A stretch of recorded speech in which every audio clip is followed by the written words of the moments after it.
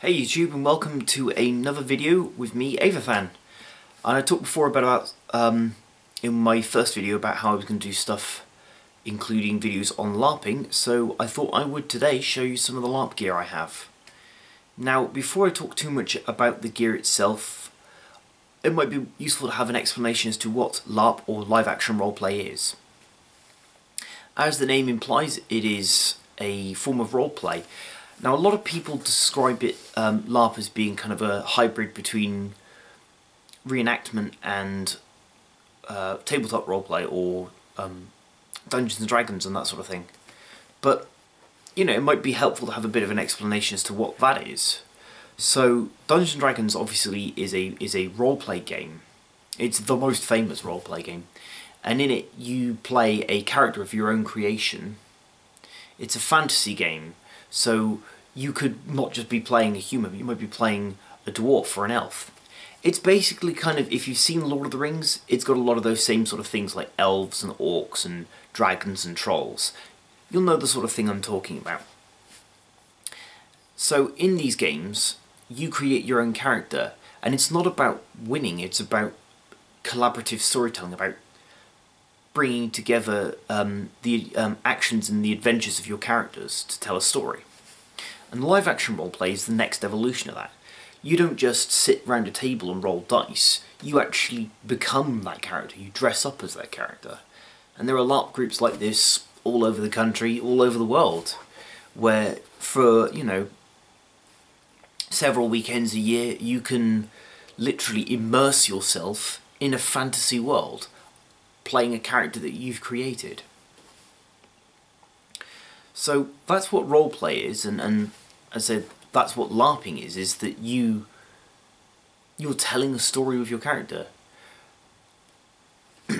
Obviously, with LARPing there is also an element of combat, much like reenactment. So there is fighting, and for that you need weapons. Now there are different standards of weapons and different styles depending on the system you're in, or the time period it's set in. Also, it varies from region to region. For instance, in America they have a lot of what are called boffers, which are really thick padded weapons that have lots and lots of layers of foam and then are covered in duct tape. And they're quite squidgy, they're quite safe, but they don't quite look the part so much. And here in Europe, and in particular in the UK, we use a lot of we use foam latex weapons, which are much more shaped and sculpted to look like actual weapons. I'll give you an example. I have behind me some of the kit that I have, including this longsword, which a friend of mine made for me. And as you can see, it looks like a sword should. And this is a LARP weapon designed with a fiberglass core inside, sandwiched in between layers of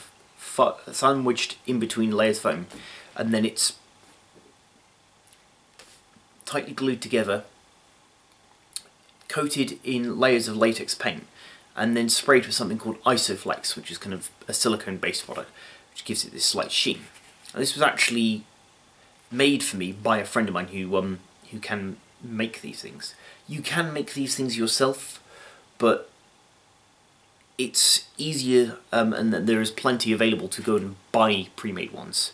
It's not a hobby I would, or certainly making weapons is not something I would suggest doing first time around. I have done it. It takes a bit of practice. I mean, this was my first attempt. It's a little knife I made. It's a nice little counterpart to the sword that I just showed you.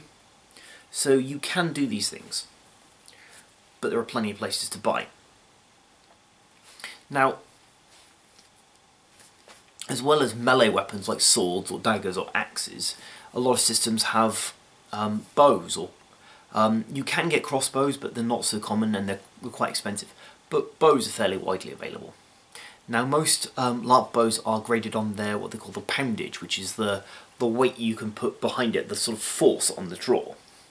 And most LARP systems will tend to aim for about sort of 25 poundage or less, just to avoid injury, because safety is the most important thing. Now, LARP arrows actually have very thick padded foam heads of about that sort of big, and the reason it's that sort of big is so it doesn't go into the eye socket. Again, safety, very important. Now some systems, as well as having conventional range weapons, will also have black powder, which leads us on to weapons like this. This is a matchlock pistol. This is made by a company called Denix.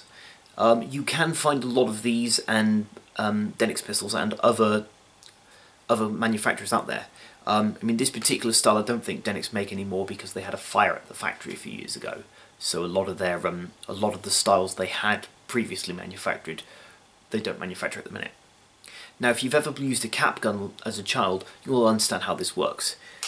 It's literally, you stick a cap just there, and then when you squeeze the trigger, the hammer comes down, hits the cap, and off it goes. Of course, the only thing with this is, of course, it's made of wood, it's made of metal, so you can't pistol whip anyone. Now, you can get latex ones like this, but they're not so widely available, and they can sometimes be a bit more expensive. And the reason simply is that ones like this of wood and metal can be mass-produced. Now, weapons are all good and well, but it's a lot of investment for, you know, someone who's not done the hobby before. Fortunately, a lot of systems have what's called crew. Now, what crew is you're essentially, it's like being an extra. You come along, you help the event organisers play lots of background characters or characters for the players to interact with. So that can be anything from local villages in the tavern through to soldiers in their enemy army or mercenaries or bandits. And the best thing about crew is not only have you got a variety of different roles, which really gives you a flavour and a feel for LARPing, it also means that all the kit is provided for you. So you don't have to worry about having weapons or having clothing, you know, it's all there for you. All you need to do is bring your camping equipment. What I would recommend if you've not, what I would recommend if you're trying it for the first time, or if you've been to a few and you're starting to get into it, is to get a decent LARP shirt, because a lot of people, when they first start, will go and buy weapons first, but clothing is just, if not more, important. So I've got two LARP shirts here I'm going to show you. So this is the first LARP shirt I ever bought. It's a basic cotton shirt, it's just drawstring neck, quite puffy arms, not too puffy or frilly, but just, it's a good general purpose shirt, and it can be used and has been used for both playing and crewing, and they're quite cheap. And you can make stuff like that. I will put a link below actually to a video that shows you how to take old t-shirts and convert them. But if you've got a little bit of money to spend, that's quite good. Now, if you want something a bit more fancy, there are fancier shirts out there. For instance, this is the one that I'm using for my current character in the LARP system we're playing. Now again, this is cotton, but it's a thicker, heavier cotton. You can tell this character's a bit richer because, you know, he's got coloured cloth and buttons. So little details like that go a long way.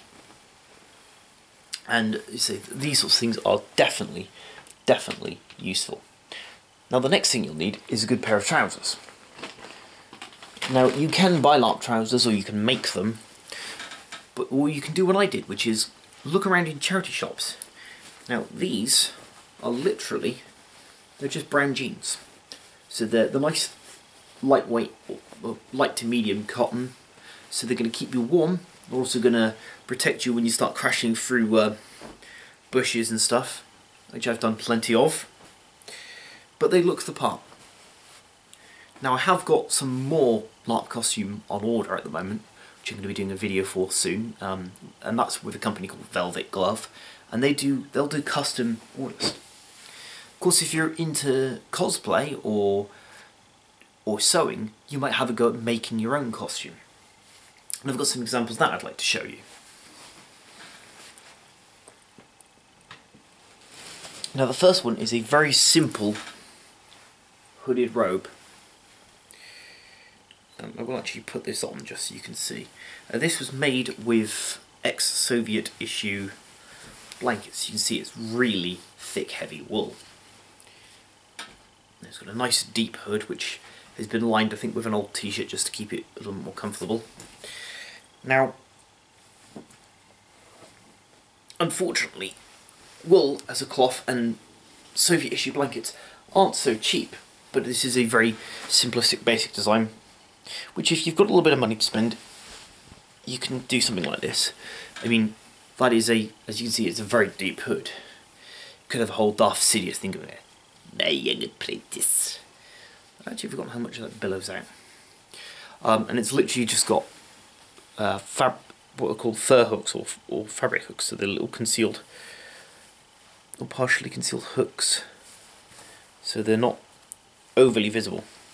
And obviously, because this is wool, this is very thick, very warm, which is very useful because a lot of LARPs, LARP season usually tends to go from sort of about early spring through to late autumn, and it can be quite cold at the extremes of that. I do actually sometimes just take this with me to events even when I'm not wearing it, because it's made from heavy wool. I can pull it over my sleeping bag, it keeps me warm. So there are many pros to having a thick woolen robe, and I can definitely recommend it.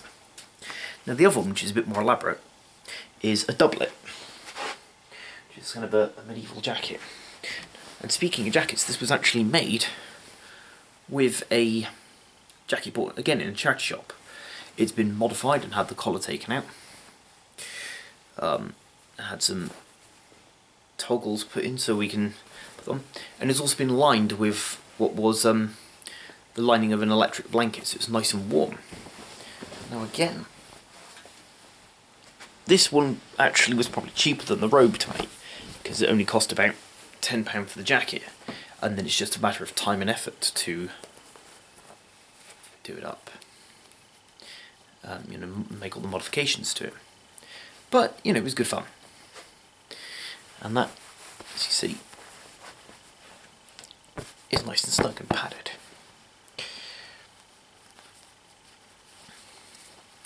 Does make me look a bit like an extra in Star Trek, but hey, you can't win them all. Unless, of course, like me, you like Star Trek, which I do. I suppose next time from that we've got to talk about armour. Now, I'm going to start by showing this is the first bit of armour I ever bought. Unfortunately, LARP armour you will find, again, if you've got leather working skills you can make this sort of stuff, but there are plenty of places where you can buy LARP armour. The only downside with this, when I put the right one on, is that a lot of LARP armour is generally made for one size misfits all. Be warned of that. You can get custom made stuff which will fit a bit better, but you will pay a bit more for it. That's just how these things work out, unfortunately. But it's cool because it means there's a whole industry going around the hobby, and I strongly recommend it. And the reason I'm just taking a moment to do this is actually a complete gauntlet. And so one size misfits all, so it's a bit loose. So what I've taken to doing is I wear plain black leather gloves underneath. I know these are a great story behind these gloves actually, because I got these on the day of an event. I'd gone into the supermarket to get all my food and drink, and I found them, and they literally were plain black leather, nice and cheap. But they're lined as well, so they're warm. Again, we come back to this the word warm, because when you're camping and running and fighting and whatever, you need to stay warm. It is one of my top recommendations, because historical accuracy aside, the practicality is you need to be safe, you need to be comfortable if these things are not done. So you see, right, this armour is it's leather with metal splints across the back, and it's articulated, so I've still got a lot of movement in that hand, which is useful when holding a sword. I have actually got some matching leg armour like that. It's basically shin pads, so it literally comes over your shins. The only downside with thick leather like that, or worse, metal shin pads, is you will lose a degree of movement on your shins. But it does stop you from having somebody come in with a low sword strike and take your legs down. So it's a bit swings and roundabouts. Now of course we're going to talk about torso armour. Now this is where you can start to get clever, because my character at the moment is a noble. He's also a gamekeeper. So I found a suitable looking jacket, which is this. Now this is a British Army 1950 style dispatch rider's leather jerkin, and it definitely looks the part. So I'll just pop that on over the doublet. And there you go. I like to turn the innards out, but you can obviously it'll button all the way up. The only downside I will say with these leather jerkins is you've got to be very careful when you look for these on eBay, because they are quite collectible. So they do they can go for quite a bit. I mean, I paid about £50 for this one, which, as you can see, is well worth it, because that's really quite thick, hard-wearing leather, and it's lined, so it's nice and comfy. But as I said, 50 quid. But I have seen them going for sort of 3 times as much. So they are collectibles. So yes, there is a lot of modern military gear that can be repurposed for LARPing, but you've just got to have a good eye for it. Now the other form of defence you can have, of course, or armour, which I've got to mention, is, and this is probably going to fill the entire shot with the camera, so I'm going to stand back and hold it out, is a good shield. Now, it's quite a big shield in proportion to me. Again, this is foam latex, so it's very thick and chunky, and the shields will vary from style to style. This is what's called kite shield, so it literally is designed to cover as much of the body as possible. Shields, again, much like swords, they are not that cheap, but they are definitely a worthwhile investment. So, I mean, that covers a lot of the standard kit that people would buy. But there's other items you can buy, because obviously we've talked about costume, we've talked about weapons, but there's other little bits and pieces you can buy, which will really add character to your character, I suppose, and that is accessories. And a lot of people who start out in LARP, they'll go and they'll buy a sword first, and then the shirt. But I strongly recommend, and they don't give a second thought to it, but I strongly recommend you look into getting accessories. For instance, this came from a craft shop, but it's a wax seal kit. Very useful. You can get ink quill writing kits. The other thing which is quite useful is in character eating things like a nice wooden bowl, or better yet, a tankard. And this is made by a guy called Graham, who runs a company called Tallows. He's really good. He also makes a lot of LARP weapons. It's a bit of a shame my flatmate's not in, because I would have borrowed his Dane axe, which is a huge great axe that Graham made. You can tell all the Tallows stuff because he does have a little mark on his weapons. But that stuff's really good. But there are lots of little bits and pieces. Again, you can find wooden bowls like this in charity shops. So I would strongly recommend that you don't underestimate the usefulness of accessories to really kind of add a bit to your character. As a rule of thumb, I would recommend for people who are starting out in LARP, first and foremost, obviously, you've got to have your camping gear and a good pair of footwear. Then, costume, weapons, armour, and don't forget the accessories. I'm hoping this video has been informative. I will certainly answer any questions you leave in the comments below. I'm going to be doing a video very shortly reviewing the new bits of costume I've got that are going to be coming through from Velvet Glove. So I'm going to have a new pair of trousers, a new flashy shirt, and some more armour to show off. I also have a new sword and shield, new sword and matching dagger on order with a company called Artifakes, and they do custom commissions. So that'll be fun to show you guys the work that I've commissioned with them. So keep your eyes peeled for those videos, and I will see you guys soon. Ciao for now.